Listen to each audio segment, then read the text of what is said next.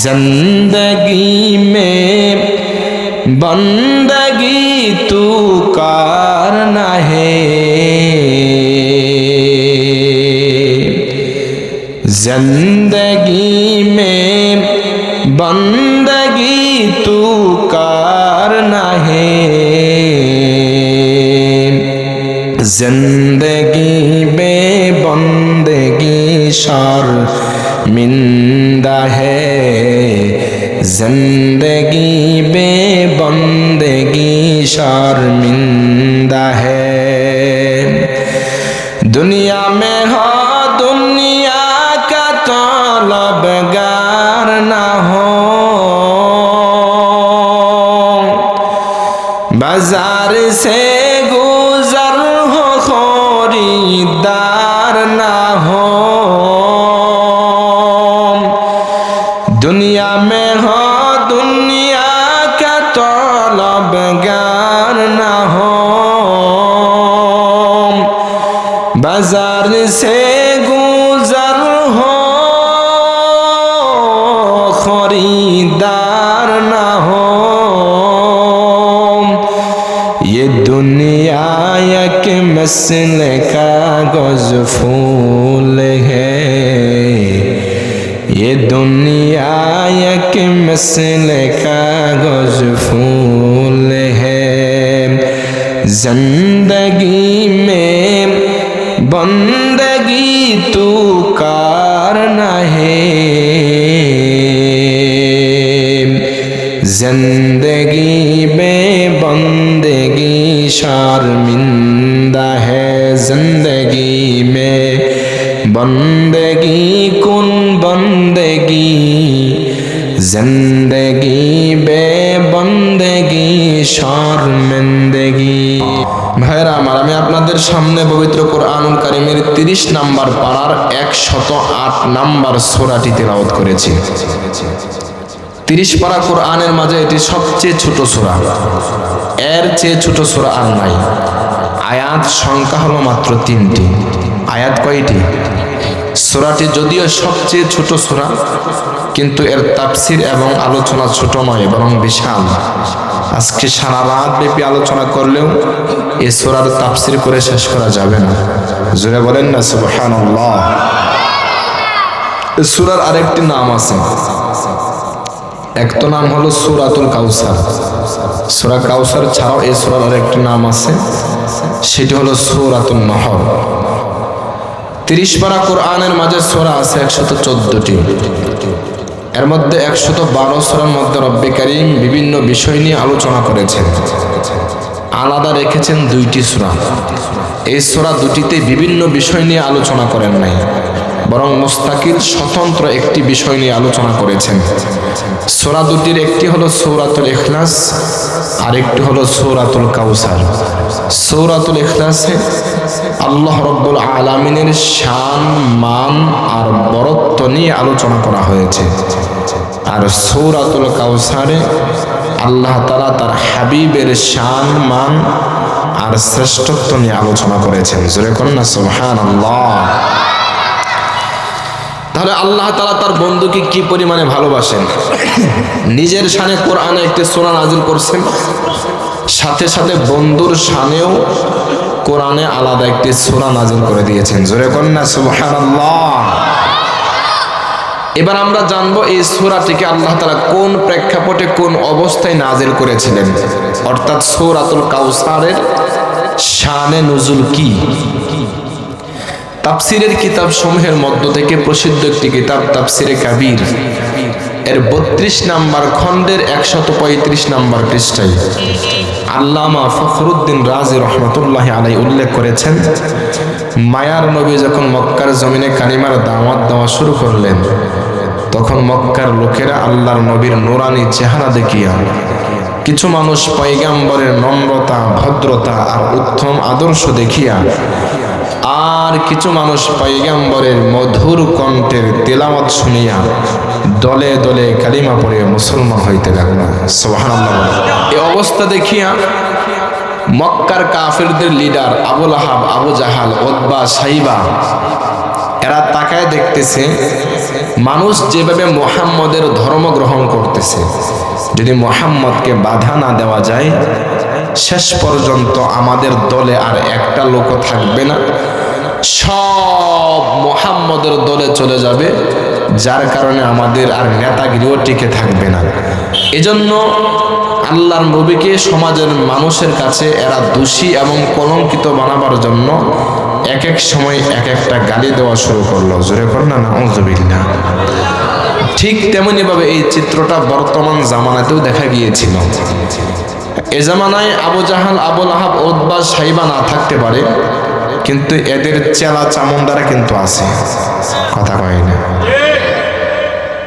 আবু জাহাল, আবু লাহাব যেমন আল্লাহর নবীকে সমাজে দোষী বানাবার জন্য গালি দিত, ঠিক তেমনি ভাবে নবীর ওয়ারিস উলামায়ে কেরামদেরকেও আবু জাহাল আর আবু লাহাবের চেলা চামুন্ডারা মৌলবাদী আর জঙ্গিবাদী বলে গালি দিত। কথা কোন ঠিক কিনা?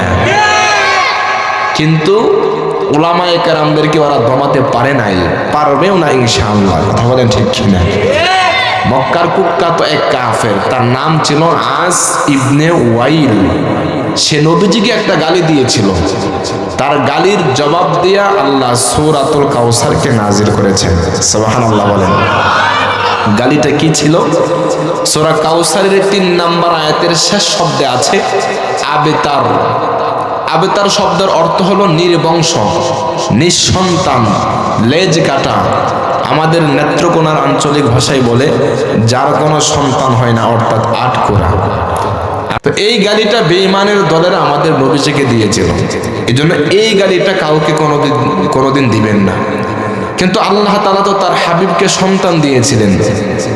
আল্লাহর নবীর মোট 7 জন সন্তান ছিল। কতজন সন্তান? এর মধ্যে 4 জন কন্যা সন্তান, জাইনব, রুকাইয়া, উম্মে কুলসুম খাতুনে জান্নাত, ফাতেমা রাদিয়াল্লাহু তাআলা আনহা। কন্যা সন্তান সবাই প্রাপ্তবয়স্ক হয়েছিল, কিন্তু মায়ার নবীর পুত্র সন্তান 3 জন। একজনের নাম ছিল কাসেম, তিনি 17 মাস বয়সে ইন্তেকাল করলেন। মায়ার নবীর 2 নম্বর পুত্র সন্তানের নাম ছিল আব্দুল্লাহ। এই আব্দুল্লাহ শিশু অবস্থায় মারা গেল। মায়ার নবীর 2টা পুত্র সন্তান দুনিয়ার জমিন থেকে বিদায় হয়ে গেছে। নবীজির 3 নম্বর পুত্র সন্তানের নাম ছিল ইব্রাহিম। ইব্রাহিমও ছোট অবস্থায় মারা যায়। যারা বাবা হয়েছেন তারা বুঝে সন্তানের প্রতি কেমন দয়া আর মায়া হয়। মায়ার নবীর 3 নম্বর পুত্র সন্তানের নাম ইব্রাহিম। ইব্রাহিম মারা যাওয়ার পর আল্লাহর নবী ইব্রাহিমকে বুকের সাথে জড়াইয়া চোখের পানি ছেড়ে দিয়ে কান্না করে। এদিকে নবীর দুশমন আবু জাহাল, আবু লাহাব, উতবা, সাইবা আনন্দ উল্লাস করে যে মুহাম্মদের কোনো পুত্র সন্তান দুনিয়াতে জীবিত থাকে না। সুতরাং মুহাম্মদ দুনিয়াতে আছে যতদিন মুহাম্মদের ধর্ম থাকবে ততদিন। মুহাম্মদের কোনো পুত্র সন্তান দুনিয়ার জমিনে জীবিত থাকে না। সুতরাং মুহাম্মদ দুনিয়াতে বেঁচে থাকবে যতদিন, মুহাম্মদের সুনাম থাকবে ততদিন। মুহাম্মদের ইন্তেকালের পর এই দুনিয়াতে মুহাম্মদের কোনো নাম নিশানা থাকবে না। জোরে কন্যা আউযুবিল্লাহ। ও ফুলবাড়িয়া মোমেন শাহী এলাকার মুসলমান, মায়ার নবীর পুত্র সন্তান দুনিয়ার জমিন থেকে বিদায় হয়ে গেছে। সন্তানের সুখে মায়ার নবী কান্না করে, আবার বেঈমানের দলেরা আবেতার নির্বংশ বলে গালি দেয়। আল্লাহর নবীর অন্তরে ডাবল কষ্ট, নবী কান্না করে। এমন একটা মুহূর্তে আল্লাহ তাআলা তার বন্ধুকে সান্ত্বনা দেওয়ার জন্য সূরাতুল কাউসার নাজিল করে দিয়েছে। আমার আল্লাহ তার হাবিবকে ডাক দিয়ে বলে, পয়গম্বর, আপনার অন্তরে কষ্ট নিবেন না, মনে কষ্ট নিবেন না পয়গম্বর। বেঈমানের দলেরা নির্বংশ নিঃসন্তান বলে গালি দেয়, ওরা বলে আপনার ইন্তেকালের পর দুনিয়াতে আপনার সুনাম থাকবে না, আপনার নাম নিশানা থাকবে না।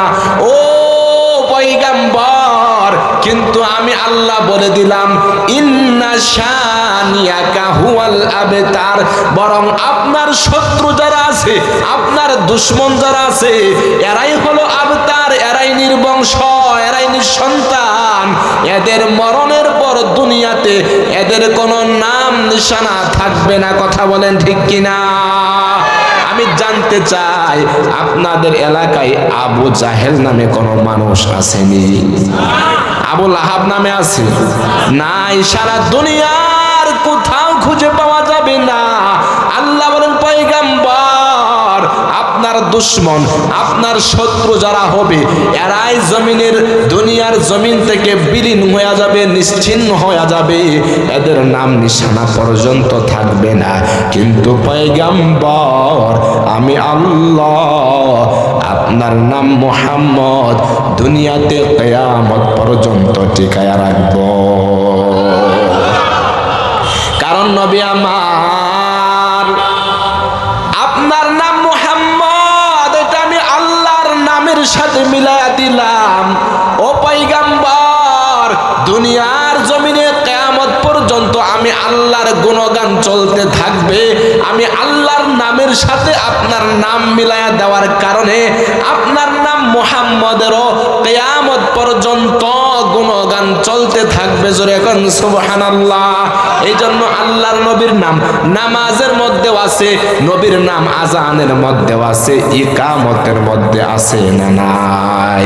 তাকবীর মে কালমা মে নামাজো মে আযা মে, তাকবীর মে কালমা মে নামাজো মে আযা মে, হাই নামে ইলাহি সে মিলা নামে মুহাম্মদ, হাই নামে ইলাহি সে মিলা নামে মুহাম্মদ। আমার আল্লাহ তাআলা ডাক দিয়ে বলেন পয়গম্বর, আপনার অন্তরে কষ্ট নেবেন না, কারণ আমি আল্লাহ আপনার সুনাম দুনিয়াতে কিয়ামত পর্যন্ত টিকায় রাখবো। কারণ আমি আল্লাহ আপনাকে কাউসার দান করেছি। আল্লাহ বলেন ইন্না আ'তাইনাকাল কাউসার, ও পয়গম্বর, আমি আল্লাহ আপনাকে কাউসার দান করেছি। এই কাউসারের মাধ্যমে দুনিয়াতে কিয়ামত পর্যন্ত আপনার সুনাম টিকে থাকবে, এবং এই কাউসারের মাধ্যমে হাসরের ময়দানেও আমি আপনাকে উন্নত মর্যাদা দান করব। আল্লাহ তাআলা বলেন পয়গম্বর, আমি আপনাকে কাউসার দান করেছি। এই কাউসারের মাধ্যমে আপনার ইজ্জত সম্মান দুনিয়াতে টিকে থাকবে। এখন আমরা জানবো এই কাউসার শব্দের ব্যাখ্যা কি। তাফসিরে কাবীরের মধ্যে এই কাউসার শব্দের ব্যাখ্যা লেখা হয়েছে 15টা। তাফসিরে হক্কানির মধ্যে এই কাউসার শব্দের ব্যাখ্যা লেখা হয়েছে 14টা।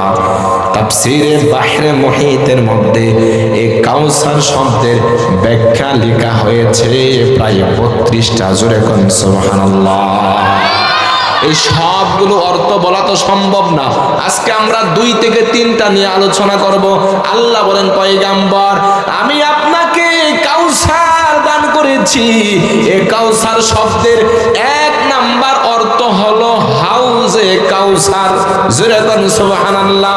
আল্লাহ বলেন পয়গম্বর, হাসরের ময়দানে আমি আল্লাহ অন্য কোন নবী রাসূলকে হাউজে কাউসারের মালিক বানাবো না, শুধুমাত্র আপনাকে হাউজে কাউসারের মালিক বানায়া দিব।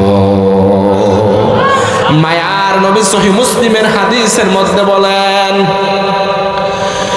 দুনিয়ার জমিনে মানুষ যেমন তার নিজের কূপ থেকে অন্য মানুষের উটগুলাকে তাড়াইয়া দেয়, শুধুমাত্র নিজের কূপ থেকে নিজের উটগুলাকে পানি পান করায়, মায়ার নবী ডাক দেয়া বলেন হাসরের ময়দানে আমিও আমার হাউজে কাউসারের পার থেকে অন্য নবীর উম্মতদেরকে তাড়িয়ে দেব, শুধুমাত্র আমার উম্মত যারা হবে এদেরকেই হাউজে কাউসারের পানি পান করাবো।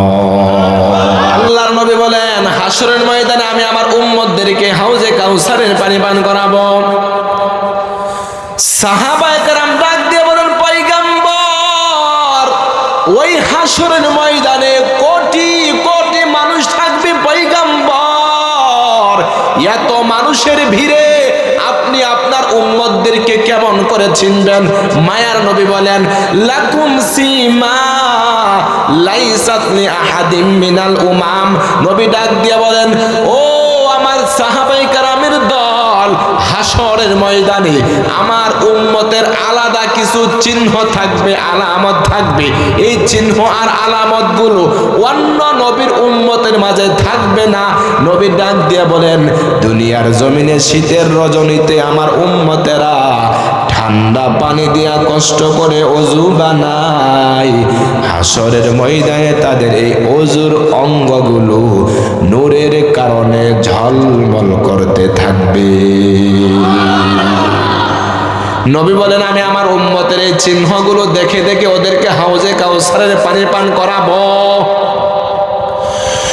ও ফুলবাড়িয়া মোমেন শাহী এলাকার মুসলমান, ওই হাউজে কাউসারের পানি তো আমাদেরকে হাসরের ময়দানে দেওয়া হবে। ওই হাসরের ময়দান কত ভয়ঙ্কর! মায়ার নবী হাদিসের মধ্যে বলেন, ইসরাফিল আলাইহিস সালাম যখন দ্বিতীয়বার সিংহার মাঝে ফুৎকার দিবে, সমস্ত মানুষগুলো নারী আর পুরুষ উলঙ্গ অবস্থায় হাসরের ময়দানে উঠে দাঁড়াবে। আম্মাজান আয়েশা রাদিয়াল্লাহু আনহা বলে, পয়গম্বর, ওই হাসরের ময়দানে কোটি কোটি মানুষ থাকবে। এত মানুষের ভিড়ে নারী আর পুরুষ উলঙ্গ অবস্থায় দাঁড়াবে, লজ্জা লাগবে না নাকি? মায়ার নবী ডাক দিয়ে বলেন, আয়েশা, হাসরের ময়দান কত ভয়ঙ্কর তুমি তো জানো না। ওই হাসরের ময়দানে মানুষগুলো আল্লাহ তাআলার ভয়ে, হিসাব দেওয়ার ভয়ে উপরের দিকে যে তাকাবে, এক তাকানোতেই 50,000 বছর চলে যাবে। এক তাকানোতে 50,000 বছর চলে যাবে। হাসরের ময়দান এত ভয়ঙ্কর, মানুষগুলো এতটা ভীত সন্ত্রস্ত থাকবে, নিজের গায়ে কাপড় আছে কিনা এতটুকু হুঁশ পর্যন্ত থাকবে না। অন্য মানুষের দিকে তাকাবে তো দূরের কথা, অনবীর উম্মতের দল এই যে 50,000 বছর দাঁড়ায় থাকবে, জায়গা পাবে কতটুকু? নবী ডাক দিয়ে বলেন, মানুষের পায়ের তালুর নিচে যতটুকু জায়গা পাওয়া যায়, এর চাইতে চুল পরিমাণ বেশি জায়গা পাবে না। এতটুকু জায়গার মধ্যে দাঁড়িয়ে থাকবে এক টানা 50,000 বছর। জমিনটা ভাই মাটির জমিন থাকবে না, তামা হয়ে যাবে। সূর্যের অবস্থা কেমন হবে রে ভাই? বিজ্ঞানীরা বলে, দুনিয়ার জমিন থেকে সূর্যের দূরত্ব হলো 9,30,00,000 মাইল দূরে। এরপরে ওই সূর্যের এত গরম, এত তাপ, চৈত্র মাসে রৌদ্র যখন প্রখর হয়ে যায়, একটা মানুষ খালি গায়ে খোলা ময়দানে 5টা মিনিট পর্যন্ত দাঁড়িয়ে থাকতে পারে না।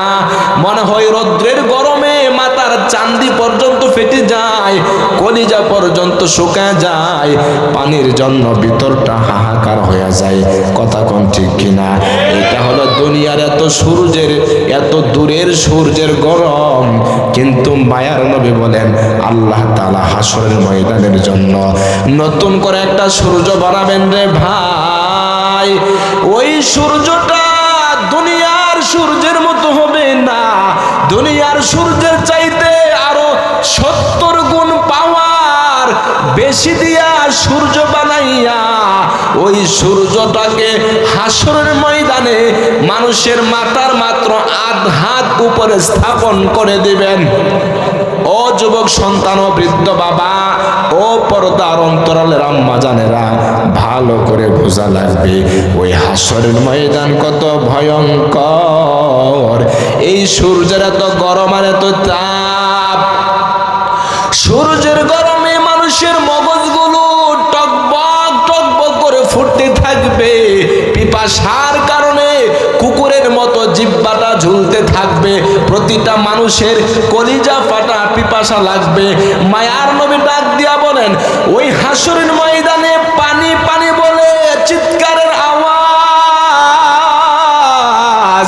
এমন সময় মায়ার নবী ডাক দিয়া বলেন, এই যে আমার উম্মতের কলিজা ফাটা পিপাসা লাগবে, পানি পানি বলে চিৎকার করতে থাকবে, এমন সময় আমি মায়ার নবী, দয়ার নবী আমার উম্মতদেরকে হাউজে কাউসারের পানি পান করাবো।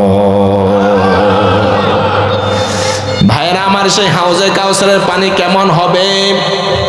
আল্লাহর নবী হাদিসের মধ্যে বয়ান করেন, আল্লাহ তাআলা আমাকে যে হাউজে কাউসার দান করেছেন, এই হাউজে কাউসারের পানির গুণ হবে মোট 5টা। জোরে কোন কয়টা? সুনানুত তিরমিজির 2477 নম্বর হাদিস। নবী ডাক দিয়া বলেন, 1 নাম্বার, মা উহু আসাদ্দু বায়াদাম মিনাল লাবানি। দুধ যেমন সাদা, দুধের চাইতে অধিক পরিমাণে সাদা হবে হাউজে কাউসারের পানি। জোরে কোন সুবহানাল্লাহ। দ্বিতীয় নাম্বার গুণ হলো ওয়া আহলা মিনাল আসালি। মধু যেমন মিষ্টি, মধুর চাইতে অধিক পরিমাণে মিষ্টি হবে হাউজে কাউসারের পানি।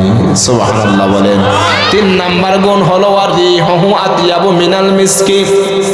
নবী বলেন, মিশকে আম্বরের ঘ্রাণ যেমন, আমার হাউজে কাউসারের পানির ঘ্রাণ মিশকে আম্বরের চাইতেও আরো বেশি সুঘ্রাণ। সুবহানাল্লাহ বলেন।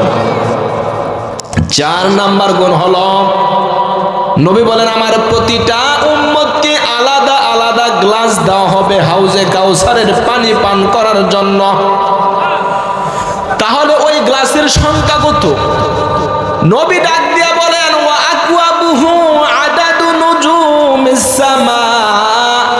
আকাশের মধ্যে তারকারাজির সংখ্যা যত, আমার হাউজে কাউসারের পেয়ালার সংখ্যা হবে তত। সুবহানাল্লাহ বলেন। এবার 5 নাম্বার গুণটা ভালো করে খেয়াল করেন। মায়ার নবী ডাক দিয়া বলেন, ওই যে কঠিন হাসরের ময়দান, যেই ময়দানে আমার উম্মতের কলিজা ফাটা পিপাসা লাগবে, পিপাসার কারণে কুকুরের মতো জিহ্বাটা ঝুলতে থাকবে, পানি পানি বলে চিৎকারের আওয়াজ দিতে থাকবে, এমন সময় আমার যেই উম্মতের দল আমি নবীর হাতে একবার হাউজে কাউসারের পানি পান করতে পারবে, লাম ইয়াজমা বাদাহা আবাদা, ওই উম্মতের জীবনে আর কোনোদিন পিপাসাই লাগবে না। সুতরাং কারা কারা চান ওই হাসরের ময়দানে মায়ার নবীর হাতে হাউজে কাউসারের পানি পান করে অন্তর শীতল করতে, দুটো হাত তুলে আমার মাওলাকে দেখায় দেন। নারায়ে তাকবীর। আয় আল্লাহ, এই হাতগুলোকে তুমি কবুল করে নাও। জোরে কোন আমিন। হাত নামান। ভাইরা আমার, এতক্ষণের আলোচনা দ্বারা আমরা কি বুঝতে পারলাম? যে আমাদের সবার কিন্তু ওই কঠিন হাসরের ময়দানে দাঁড়ানো লাগবেই। ক্ষমতা আর বাহাদুরি দিয়া কেউ পলায়ন করে সেদিন বাঁচতে পারবো না, এবং সেদিন প্রতিটা মানুষের কলিজা ফাটা পিপাসা লাগবে। এবং যেই ব্যক্তি নবীর হাতে সেদিন হাউজে কাউসারের পানি পান করতে পারবে, তার জীবনে আর কোনোদিন পিপাসাই লাগবে না। এবং আমরা চাই সবাই সেদিন নবীর হাতে হাউজে কাউসারের পানি পান করতে। কথা ঠিক? এখন হচ্ছে আসল ওয়াজ, মূল পয়েন্ট।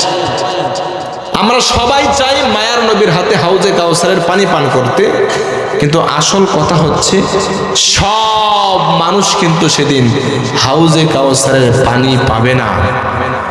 একদল উম্মতকে মায়ার নবী সেদিন ধমক দিয়া হাউজে কাউসারের পার থেকে তাড়িয়ে দিবেন। ওদের কলিজা ফাটা পিপাসা লাগবে, কিন্তু নবীজির হাতে হাউজে কাউসারের পানি পাবে না, নবীজির সুপারিশ ওদের কপালে জুটবে না, জান্নাতেও যেতে পারবে না। জোরে কন্যা নাউজুবিল্লাহ। ওরা কোন মানুষ, কোন অপরাধের কারণে নবীজি এদেরকে ধমক দিয়ে তাড়িয়ে দিবেন, এটা জানার দরকার আছে না নাই? এবং দুনিয়াতে আমরা কোন আমল করলে ওই কঠিন মুসিবতের দিন নবীজির হাতে হাউজে কাউসারের পানি পান করতে পারবো, নবীজির সুপারিশ লাভ করে জান্নাতে যেতে পারবো। ওই আমলটা জানার দরকার আছে না নাই? জানবো, মরণ পর্যন্ত আমল করবো ইনশাআল্লাহ। এবার আমরা জানবো ওই হাসরের ময়দানে কোন মানুষকে আল্লাহর নবী ধমক দিয়ে তাড়িয়ে দিবেন। সহিহ বুখারীর 6212 নম্বর হাদিস, সহিহ মুসলিমের 2290 নম্বর হাদিসের বর্ণনা। মায়ার নবী বলেন, ওই কঠিন হাসরের ময়দানে আমি দয়ার নবী মায়ার নবী আমার উম্মতদেরকে হাউজে কাউসারের পানি পান করাতে থাকবো। আর আমার উম্মতের দলেরা দলে দলে সিরিয়ালে সিরিয়ালে আমি নবীজির কাছে আসতে থাকবে। সুবহানাল্লাহ বলেন না। আল্লাহর নবী ডাক দিয়া বলেন, লা ইয়ারিদান্না আলাইয়া আকওয়াম, এমন সময় আমার উম্মতের একটা দল আমি পয়গাম্বরের কাছে আসবে হাউজে কাউসারের পানি পান করার জন্য। নবী ডাক দিয়া বলেন, আরিফুহুম ওয়া ইয়ারিফুনানি, আমি ওদেরকে দেখে চিনে ফেলবো, এরা আমার উম্মতের দল। আর আমি ওদেরকে দেখে চিনবো, এরা আমার উম্মতের দল। আর ওরাও আমাকে দেখে চিনবে, আমি তাদের পয়গাম্বর। মায়ার নবী ডাক দিয়া বলেন, আমি তাকায় দেখবো আমার এই উম্মতের কলিজা ফাটা পিপাসা লেগেছে। আমি দয়ার নবী মায়ার নবী ওদেরকে হাউজে কাউসারের পানি পান করাইয়া এদের অন্তর শীতল করতে চাইলাম। এমন সময় সুম্মা ইউহালু বাইনি ওয়া বাইনাহুম, এমন সময় এই উম্মতের দল আর আমি নবীর মাঝখানে আল্লাহ তাআলা একটা দেওয়াল তৈরি করে দিবেন, একটা ওয়াল তৈরি করে দিবেন। এদেরকে আমি নবীর কাছ থেকে আড়াল করে ফেলবেন। আমি আর এদেরকে হাউজে কাউসারের পানি পান করাইতে পারলাম না। জোরে কর নাউজুবিল্লাহ। ওই মুহূর্তে আমার আল্লাহ তাআলা, আমি পয়গাম্বর আর আমার এই উম্মতের মাঝখানে আল্লাহ একটা দেওয়াল তৈরি করে দিবেন। আমি আর এদেরকে হাউজে কাউসারের পানি পান করাইতে পারলাম না। নবী ডাক দিয়া বলেন, আমি তখন আল্লাহকে ডাক দিয়ে বলবো, ও দয়ার আল্লাহ, এরা তো আমার উম্মত, এরা আমার উম্মতের দল। আয় আল্লাহ, এদের কলিজা ফাটা পিপাসা লেগেছে। আমি চাইলাম এদেরকে হাউজে কাউসারের পানি পান করাইয়া এদের অন্তর শীতল করতে, ঠান্ডা করতে। ও আল্লাহ, তুমি কেন দিলা না?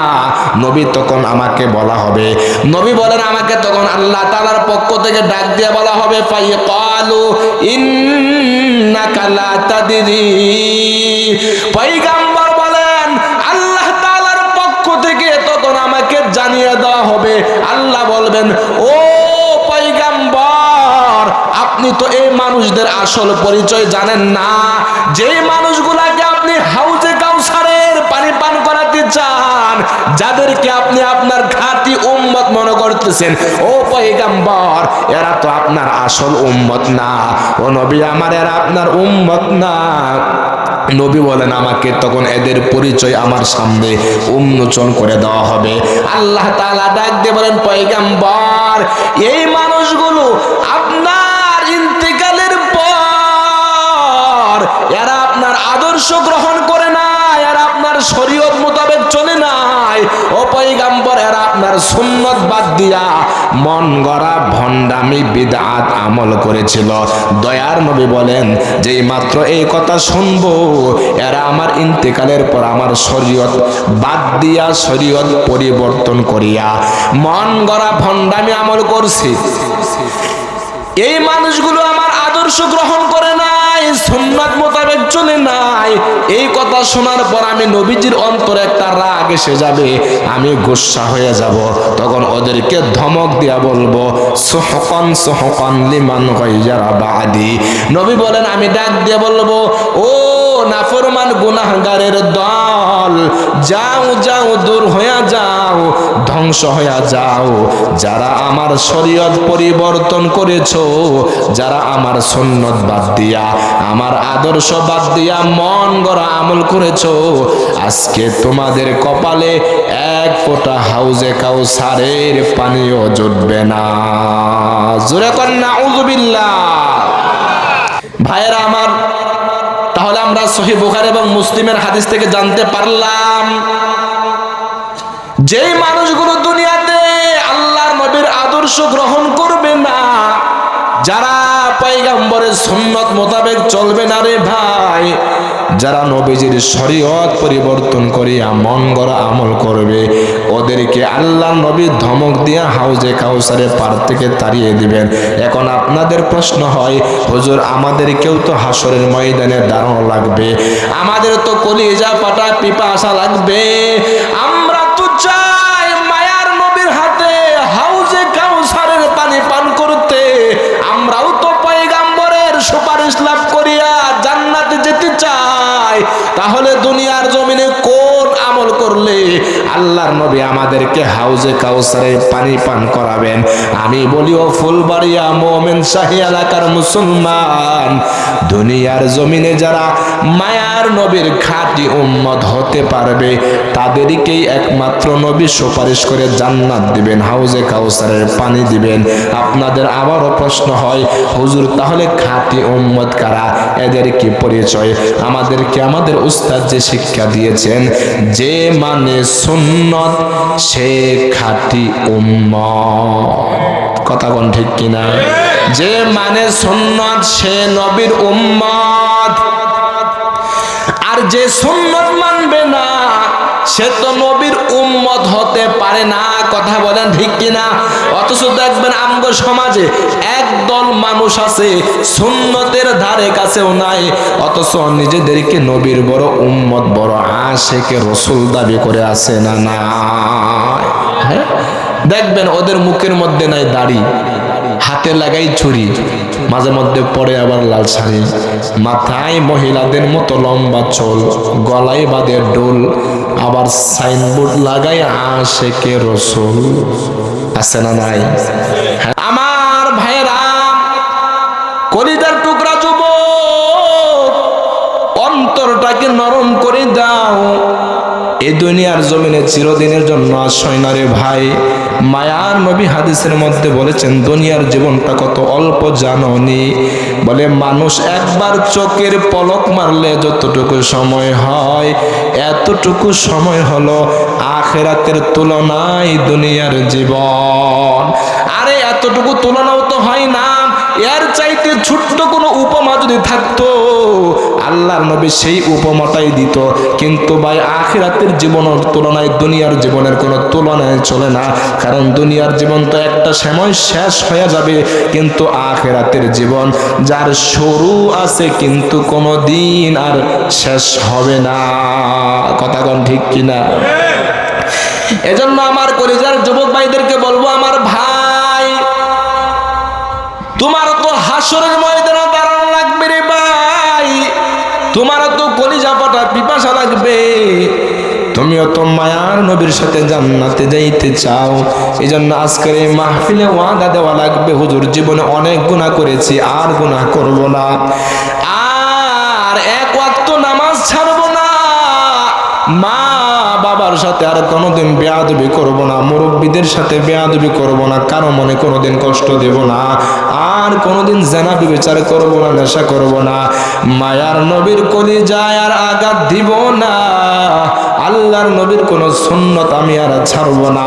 আজকের পর থেকে চেহারার মধ্যে আর কোনোদিন ব্লেড লাগাইব না, দাড়িটাকে লম্বা করে ফেলব। অন্তর যদি সঠিক হয় দুটো হাত তুলে আমার মাওলাকে দেখা দেন, নারায়ে তাকবীর। এই দুনিয়ার জীবনটা এনজয় আর উপভোগ করার জন্য না, কারণ এনজয় আর উপভোগ আর চির সুখের ঠিকানা হলো আল্লাহ তোমার জন্য জান্নাত বানিয়ে রেখেছেন, আর এই দুনিয়ার অল্প হায়াত হলো আমার আল্লাহর ইবাদত করার জন্য। আমার ভাইরা, মায়ার নবীর একজন সাহাবীর নাম হলো হযরত আব্দুল্লাহ ইবনে হুযাফা সাহমি রাদিয়াল্লাহু তাআলা আনহু। মায়ার নবীর বড় আশিক, ওমর ইবনুল খাত্তাব রাদিয়াল্লাহু তাআলা আনহুর জামানায় রোমের সম্রাটের সাথে মুসলমানদের একটা যুদ্ধ হয়ে যায়। ওই যুদ্ধে মুসলমানদের 80 জন সৈনিককে রোমের বাদশা বন্দী করে নিয়ে যায়। এই 80 জন সৈনিকের মধ্যে সরদার ছিল একজন যুবক সাহাবী, তার নাম ছিল আব্দুল্লাহ বিন হুযাফা। রোমের বাদশা নবীর সাহাবীর কাছে গিয়ে বলে, আব্দুল্লাহ, আমি তোমার কাছে একটা প্রস্তাব রাখবো, যদি আমার প্রস্তাবটা মেনে নাও আমি তোমাকে বিশাল বড় বড় 3টা পুরস্কার দিয়ে দেব। নবীর সাহাবী আব্দুল্লাহ ডাক দিয়ে বলে, ও রোমের বাদশা, কি তোমার প্রস্তাব আর পুরস্কারগুলো কি কি?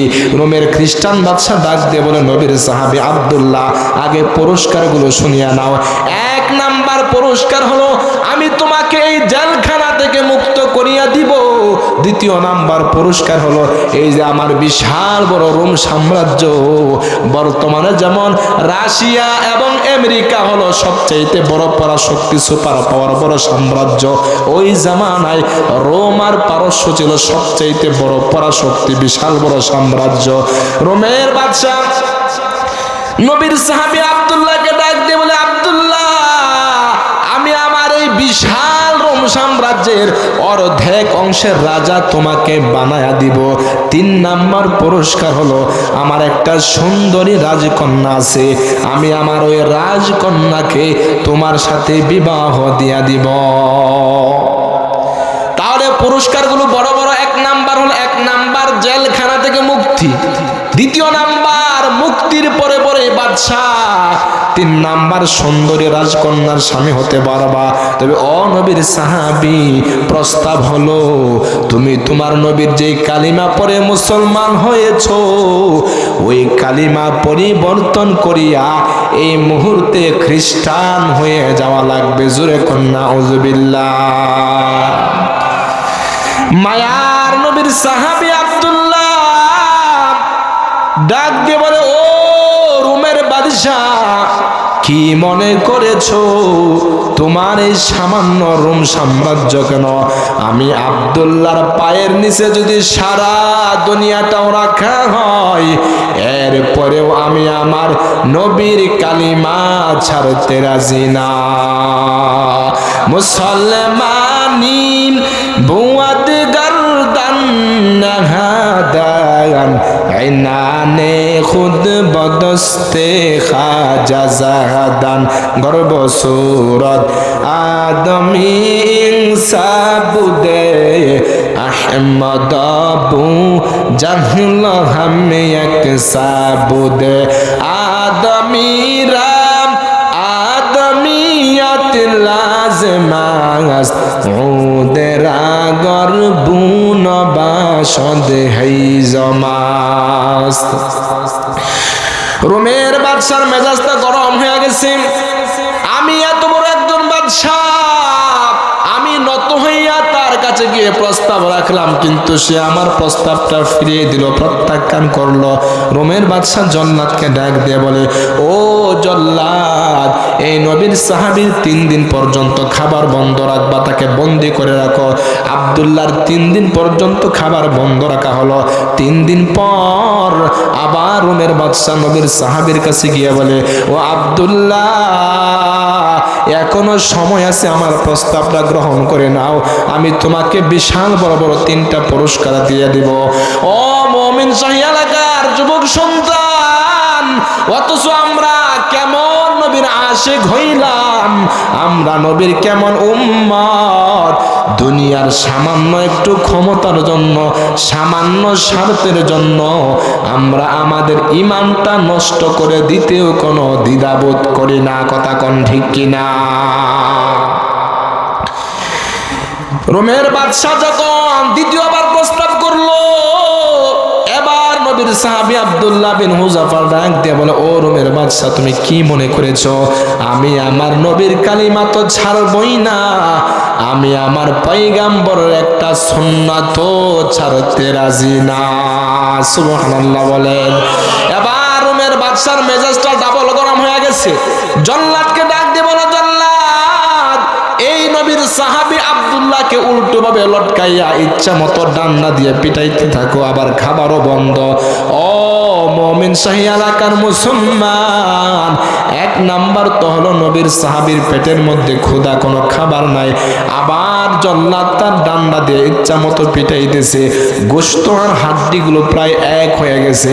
নবীর সাহাবী জবান দিয়ে কোনো কথাও বলতে পারে না, মুমূর্ষু অবস্থা। এমন অবস্থায় আল্লাহকে ডাক দিয়ে বলে, দয়ার মালিক, তোমার হাবিবকে ভালোবাসার কারণে, তোমার নবীর সুন্নতের উপর আমল করার কারণে বেঈমানের দলেরা আমাকে কষ্ট দেয়। ও দয়ার আল্লাহ, দুনিয়ার কষ্ট সহ্য হয়, কিন্তু আখিরাতে তুমি আমাকে কষ্ট দিও না, তোমার নবীর সাথে আমাকে জান্নাত দান করিও। এই কথাগুলো বলিয়া নবীর সাহাবী আব্দুল্লাহ বিন হুযাফা ডাক দিয়ে বলে, ও রোমের জল্লাদ, তোমরা কি মনে করেছো আমার জীবনটাও যদি এই মুহূর্তে চলে যায়, এরপরেও আমি আমার নবীর সুন্নত ছাড়ব না? সুবহানাল্লাহ বলেন। রোমের বাদশার মাথায় এরপর একটা শয়তানি চিন্তা আসলো। জল্লাদকে ডাক দিয়ে বলে, জল্লাদ, যাও যাও, এবার নবীর সাহাবীর সামনে হারাম কিছু খাবার নিয়ে যাও। অনেকদিন পর্যন্ত সে খাবার খায় না, হারাম খাবারগুলো খাইয়া সে তার ঈমানটা নষ্ট করে দিবে। জল্লাদ ওই নবীর সাহাবী আব্দুল্লাহর সামনে শুকর আর মদ নিয়ে তার সামনে উপস্থিত করলো, শুকরের গোশত আর মদ। নবীর সাহাবী খাবারগুলোর দিকে তাকাইয়া চোখের পানি ছেড়ে দিয়ে কান্না করে আর ডাক দিয়ে বলে, ও রোমের জল্লাদ, এই মুহূর্তে তোমাদের এই খাবারগুলো খাওয়া আমার জন্য জায়েজ, কারণ কোনো মুসলমানের অবস্থা যদি এমন হয়ে যায়, তার সামনে যদি হালাল খাবার না থাকে, আর খাবার না খাইলে যদি তার জীবনটা চলে যাবে, এমন ক্ষুধা যদি লাগে, এমন অবস্থা যদি তৈরি হয়ে যায়, তাহলে জান বাঁচানো পরিমাণ হারাম খাবার খাওয়া তখন জায়েজ হয়ে যায়। নবীর সাহাবী আব্দুল্লাহ ডাক দিয়ে বলে, ও রোমের জল্লাদ, এই মুহূর্তে তোমাদের এই খাবারগুলো খাওয়া আমার জন্য জায়েজ, কিন্তু আমি এই খাবারগুলো গ্রহণ করব না, কারণ এমন মুহূর্তে আমি যদি তোমাদের খাবার গ্রহণ করি, ইতিহাসের পাতায় লেখা হয়ে যাবে উম্মতে মুহাম্মদী বিপদে পড়লে তাদের নবীকে ভুলে যায়, উম্মতে মুহাম্মদী মুসিবতে পড়লে তাদের পয়গম্বরের আদর্শ থেকে দূরে সরে যায়। আব্দুল্লাহ ডাক দিয়ে বলে, ও রোমের জল্লাদ, এই মুহূর্তে খাবার না খাইয়া আমার জীবনটাও যদি চলে যায়, এরপরেও আমি আমার নবীর কালিমা তো ছাড়বো না, ছাড়বই না, মায়ার নবীর একটা সুন্নাতে মুস্তাহাব ছাড়তে রাজি না। সুবহানাল্লাহ বলেন। অথচ আমরা কেমন ইমানদার হইলাম রে ভাই, আমরা কেমন নবীর উম্মত হইলাম। তারাও তো নবীর উম্মত আর আশিক ছিলেন, জীবনটা পর্যন্ত দিয়া দিছে, এরপরে নবীর সুন্নত থেকে দূরে সরে নাই। তারাও হাসরের ময়দানে নবীর কাছে যাবে, আমরাও হাসরের ময়দানে নবীর কাছে যাব হাউজে কাউসারের পানি পান করার জন্য। অথচ আমাদের অন্তরে নবীর মহব্বত নাই, নবীর মহব্বতের চেহারায় দাড়িটা পর্যন্ত লম্বা করতে পারি না। ও যুবক ভাই, তুমি কেন দাড়ি লম্বা করতে পারবা না? যুবক সন্তান জবাব দেয়, হুজুর, দাড়ি লম্বা করলে তো সৌন্দর্য নষ্ট হয়ে যায়। তখন ঠিক কিনা? আমি বলি, যুবক ভাই, দাড়ি লম্বা করলে যদি সৌন্দর্য নষ্ট হয়ে যায়, দাড়ি কাইটাও তোমার সৌন্দর্য রক্ষা করতে পারবা না, কারণ বয়স একটু বাড়লে চেহারার চামড়া ঢিলা হইয়া এমনিতেই সৌন্দর্য নষ্ট হয়ে যাবে। কথা কোন ঠিক কিনা? তাহলে মুখের যে সৌন্দর্য চিরদিন ধরে রাখা যায় না রে ভাই, এই সৌন্দর্য ধরে রাখার জন্য কেন তুমি দাড়ি কামাইয়া জান্নাতটা হারাইবা? তাহলে আবারও পাক্কা ওয়াদা দিতে হবে, হুজুর, আমারও তো দুনিয়া থেকে চলে যাওয়া লাগবে, হঠাৎ করে মরণ চলে আসতে পারে, আমি নবীর খাঁটি আশিক হইয়া নবীর সামনে যেন হাসরের ময়দানে দাঁড়াতে পারি, নবীর সুপারিশ পাইয়া যেন জান্নাতে যাইতে পারি। এই জন্য আজকের পর থেকে আর দাড়ি কাটবো না। যারা দাড়ি কাটেন নবীর মহব্বতে, ওই হাসরের ময়দানে নবীর সাথে জান্নাতে যাওয়ার আশায়, এই ওয়াদাকে দিতে পারি না ভাই আমরা? আল্লাহ আল্লাহ সকলকে কবুল করুক, জোরে কোন আমিন।